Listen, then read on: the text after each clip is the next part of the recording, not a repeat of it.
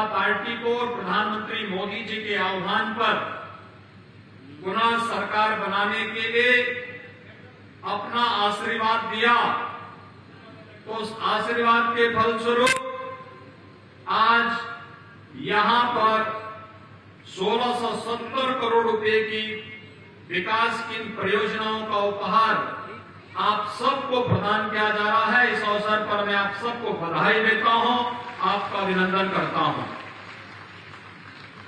मैं गौतम बुद्ध नगर जनपद की जनता जनार्दन के प्रति आभार व्यक्त करता हूं, जिन्होंने विधानसभा चुनाव में भारी बहुमत से हमारे तीनों विधायकों को यहां से चुनाव जिता करके भेजा और उसके उपरांत एमएलसी में भी श्री भाटी जी को भी यहां से चुनाव जिता करके भेजा। भाइयों बहनों, हम लोग लोकतांत्रिक व्यवस्था में रहते हैं और लोकतांत्रिक व्यवस्था में जनता जनार्दन की भावनाओं का सम्मान करते हुए पारदर्शी तरीके से विकास की योजनाओं का लाभ समाज के प्रत्येक तबके को उपलब्ध कराना, यह किसी भी कल्याणकारी सरकार की प्राथमिक लक्ष्य होना चाहिए। और प्रधानमंत्री मोदी जी के नेतृत्व में हम सब ने यही सीखा है और आज उसका परिणाम उत्तर प्रदेश के अंदर आप सबको देखने को मिल रहा है। आपने देखा होगा कि आज से 5.5 वर्ष पहले ये पूरा क्षेत्र कभी मुख्यमंत्रियों के लिए विक्षिप्त माना जाता था। ये पूरा क्षेत्र विकास की योजनाओं में गिद्ध दृष्टि लगाए हुए उन भेड़ियों और माफियाओं की चपेट में थे, जो यहां पर एक और किसानों का शोषण करते थे, उत्तर प्रदेश के नौजवानों की भावनाओं के साथ खिलवाड़ करते थे, अथॉरिटी से जुड़े हुई धनराशि का दुरुपयोग करते थे। और उस समय ऐसे हालात थे कि माफिया यहां हावी होता था और यहां की औद्योगिक इकाइयां यहां से पलायन करती थी। कोई न कोई समाचार प्रतिदिन आता था कि फलानी कंपनी अपना बोरिया बिस्तर बांध के यहां से चली गई है। लेकिन भाइयों बहनों, पिछले 5.5 वर्ष के अंदर आपने देखी कि तस्वीर बदली है आपके गौतम बुद्ध नगर जनपद की, और इसमें जनप्रतिनिधियों की सक्रिय सहभागिता, तीनों अथॉरिटी और प्रशासन और पुलिस ने मिलकर के जब एक टीम वर्क के रूप में परिणाम देना प्रारंभ किया। आज आप देख रहे होंगे, कल हम लोगों ने उत्तर भारत का पहला डाटा सेंटर का लोकार्पण भी किया है।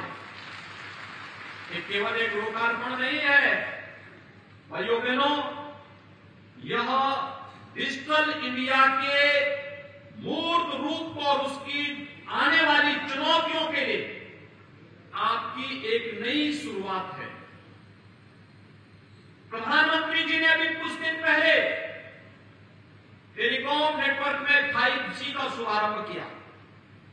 ये 5G जिस स्पीड से इंटरनेट की सेवाएं आपको प्रदान करेगा, ये जीवन की बदलती हुई नई तस्वीर है और जीवन की उस नई तस्वीर के साथ, उस स्पीड के साथ हम चल सके, आपकी प्राइवेसी सुरक्षित रह सके, यहां के डाटा को हम यहां के विकास के साथ जोड़ सके।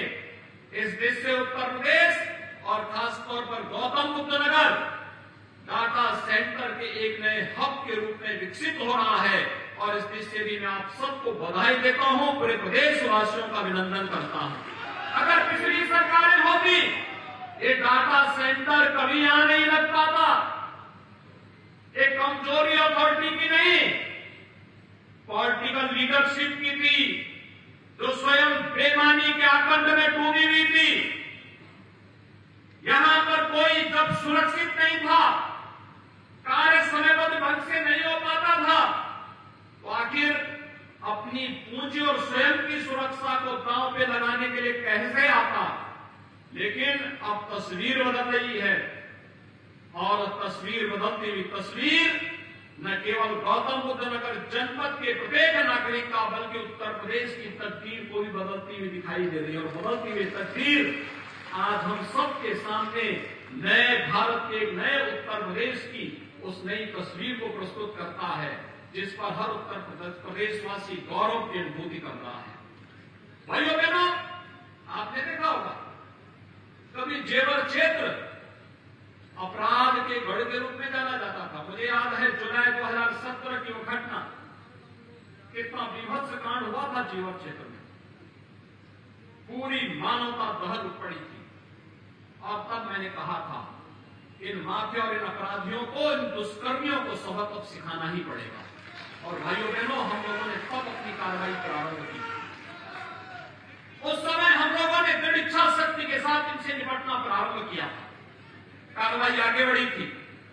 और आज आप देखते होंगे उत्तर प्रदेश से संगठित अपराध पूरी तरह समाप्त हुआ है।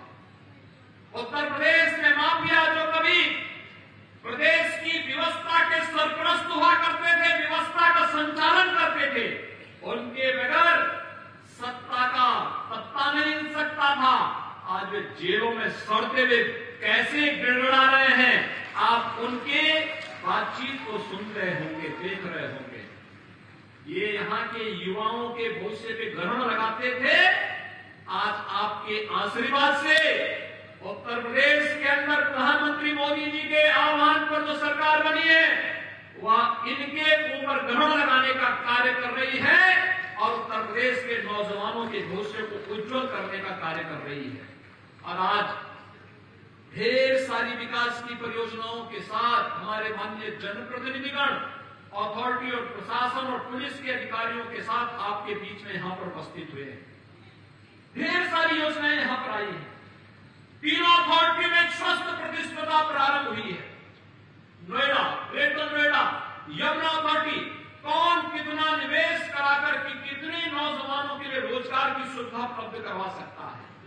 आज आप देख रहे होंगे देश के अंदर वर्ल्ड क्लास इंफ्रास्ट्रक्चर अगर आपको कहीं जाके देखना है तो नोएडा, ग्रेटर नोएडा और यमुना अथॉरिटी के पास आप आकर देख सकते हैं। ये सुविधा आपको यहाँ देखने को मिल सकती है। हमारे चैनल को लाइक, शेयर और सब्सक्राइब जरूर करें और नई अपडेट्स के लिए बेल आइकन दबाना ना भूलें।